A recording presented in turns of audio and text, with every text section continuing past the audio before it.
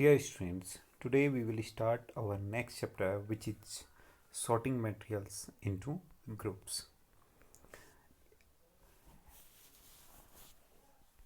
We can discuss from here.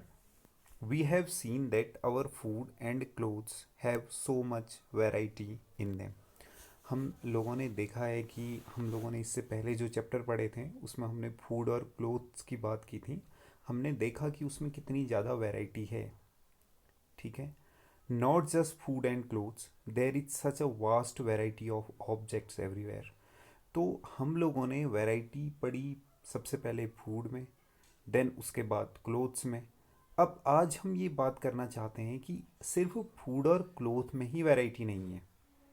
अगर हम अपने चारों ओर देखें, हम अपनी चारों तरफ जब देखते हैं हमको क्या मिलता है, we can see chair, cycle, cooking utensils, books, clothes, toys, water, stones, many other objects.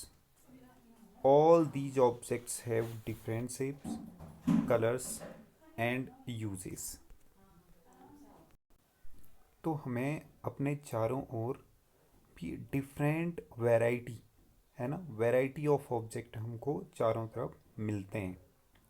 Now you look around and identify objects that are round in shape. सबसे पहले आपने क्या काम करना है, अपने चारों तरफ देखो और उन ऑब्जेक्ट्स को आइडेंटिफाई करो जो आपको राउंड शेप में लगते हैं.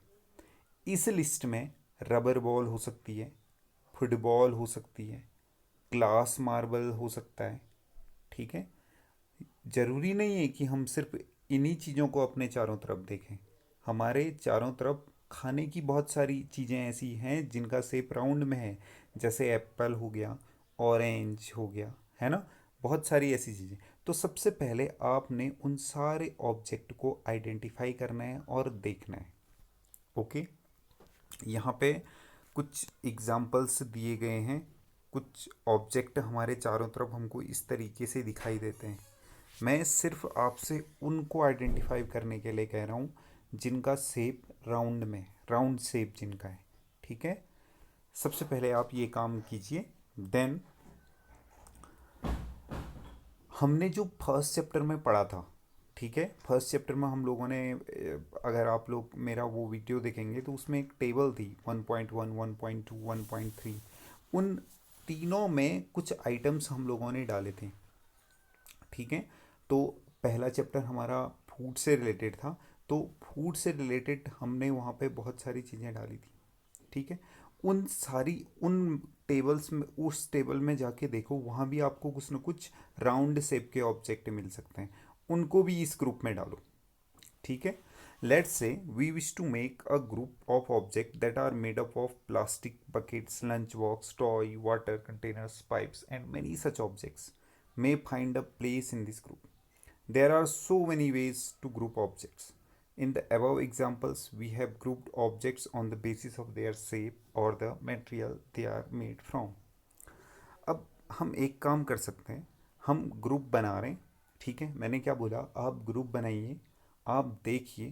पहले तो आप इस तरीके से उनको डिवाइड कीजिए कि जिनका जो लुक है वो राउंड है, या आप इस तरीके से करिए कि वो किस चीज़ से बने हुए हैं. उस तरीके से आप अलग अलग ग्रुप बना सकते हैं. All object around us are made up of one और more material, as we know this thing. These material may be glass, metal, plastic, wood, cotton, paper, mud और soil. Can you think of more example of materials? मेरी बात को समझिए. जैसे आपके पास कोई object है, ठीक है, आपके घर में आपके पास ग्लास टम्बलर है जिसमें आप पानी पीते हैं. वो जो ऑब्जेक्ट है, यानी वो जो ग्लास जिसमें आप पानी पी रहे हैं, वो ऑब्जेक्ट किस चीज़ का बना है, आप उसको ऑब्जर्व करने की कोशिश कीजिए. ठीक है, आप अपने घर में आपके जो दरवाजे हैं वो किस चीज़ से बने हैं, उस चीज़ का ऑब्जर्वेशन कीजिए. क्या क्या मटेरियल उसमें यूज हुआ है. आपके घर में जो दरवाज़ा है, आप सिंपल सी बात, आप देखेंगे कि आपके पूरे दरवाजे में क्या क्या चीज़ें लगी हुई हैं. ठीक है, 100% उसमें कोई ना कोई वुड लगा होगा. ठीक, इस तरीके से आप अपने घर में चारों हर जगह देखिए, ठीक है। Then you can observe. Now activity 1, ये एक्टिविटी आज आप लोग करेंगे। Let us collect as many objects as possible from around us. Each of us could get some everyday objects from home, and we could also collect some object from the classroom or from outside the school.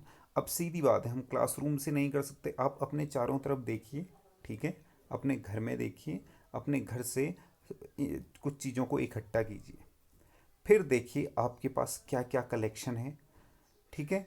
Like Chowk, pencil, notebook, rubber, duster, hammer, nail, soap, spoke of a wheel, PAT.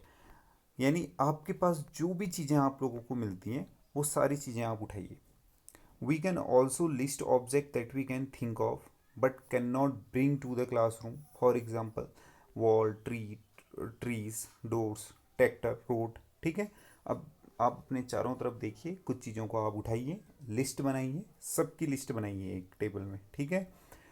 और ज़रूरी नहीं है कि आपके घर में नहीं है कोई बड़ी चीज़। अब जैसे सीधी सी बात है, आप कुछ चीज़ों को इकट्ठा नहीं कर सकते, आप सोच तो सकते हैं। जैसे पेड़ हो गए, दीवार हो गई, है ना, ट्रैक्टर हो गई, रोड हो गई, ठीक है। ये सारी चीज़ें। Separate all object from this collection that are made from paper और wood. This way, we have divided all objects into two groups. One group has the objects that are made from paper or wood, while the other group has the objects that are not made of these materials. अब आप लोगों ने जितनी भी चीज़ें इकट्ठा की, आपने जितना भी लिखा, अब आपने क्या काम करना है, उनको दो ग्रुप में डिवाइड करना है। पहले उस ग्रुप में डिवाइड करना है, पहले उनको एक साथ एक ग्रुप में रखना है जो पेपर या वुड से मिलके बने, ठीक है। और दूसरे ग्रुप में उन ऑब्जेक्ट्स को डालना है जो पेपर और वुड से नहीं बने। Let us be a little more systematic. List all objects collected in table 4.1. Try to identify the material that each one is made of. It would be fun to make this a large table, collecting information about as many objects as possible. It may seem difficult to find out the materials out of which some of these objects are made. In such case, discuss with your friends, teachers, parents to okay. अब आप लोगों के लिए simple सा, आज बहुत simple सा काम आपको दिया जा रहा है। जितने मटेरियल आप लोग देख रहे हैं अपने चारों तरफ, आपके दिमाग में जितने मटेरियल आ रहे हैं, आप उनको एक लिस्ट बनाइए उनकी। उनको ऑब्जेक्ट्स इसी तरीके से एक लिस्ट बनानी है। उन ऑब्जेक्ट्स को आप लिखिए। जैसे प्लेट और पेन, यहाँ पे दो एग्जाम्पल लिखे गए हैं। मैं देखता हूँ आप कितने एग्जाम्पल इस तरीके से लिख सकते हैं, ओके। और साथ में आपने क्या करना है, वो जो ऑब्जेक्ट हैं वो किस चीज़ से बने हुए हैं वो आपको लिखना बहुत ज़रूरी है। जैसे यहाँ पे एक एग्जांपल दिया गया है, हमारे घर में जो थाली होती है, प्लेट होती है, वो एक ऑब्जेक्ट है। ये किस किस चीज़ से बनी है, उसमें स्टील है, उसमें ग्लास है, उसमें प्लास्टिक है। इन तीन चीज़ों से मिलके हमारी प्लेट बनी हुई है, लाइक दैट। अब पेन की बात की, दिस इज़ पेन। अब ये पेन किस किस चीज़ से बनी हुई है, प्लास्टिक से बनी हुई है, मेटल से बनी हुई है। अब आप अपने घर में ऑब्जेक्ट्स को देखिए। ऑब्जेक्ट जो होते हैं वो नंबर ऑफ मटेरियल के मिक्सअप से बनते हैं। आपके घर में टीवी लगी है, आप उस टीवी को लिख सकते हैं ऑब्जेक्ट में। अब आपने ये देखना है कि वो किस किस चीज़ से बनी है। आपकी नज़र जब स्क्रीन में पड़ेगी तो आप बोलेंगे कि हाँ ग्लास, एक तो ग्लास से बना हुआ है, ठीक है।